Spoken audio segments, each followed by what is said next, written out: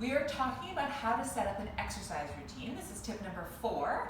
I'm going to get going on this one. And it's just basically that a week has to be, I'm going to call it holistic, or you can talk it well-rounded. Balance maybe is the best way to say it. We often focus on one type of exercise, like intervals being the best or strength training being the best. And my tip is that it all works together. So strength training is only the best if you're also getting enough sleep and eating well and also getting enough recovery and stretching.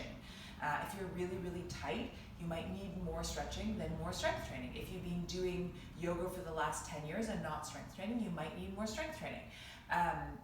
But the key part is getting a week that has it all balanced. So maybe on Wednesday you sleep in a little bit and you skip your workout. Maybe on Sunday you don't do a workout, you do meal prep.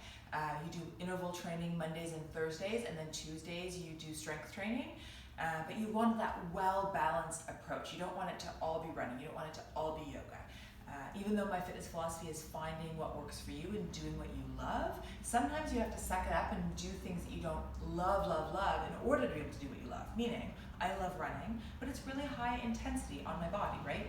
So I make myself strength train and stretch so that I'll be able to do what I love for the rest of my life, right? So it's that balanced approach and just being an adult and sort of saying, yeah, I might not love to do this. This might not be a 10 out of 10, but you know what? That's okay. Part of adulting is doing shit you don't want to do.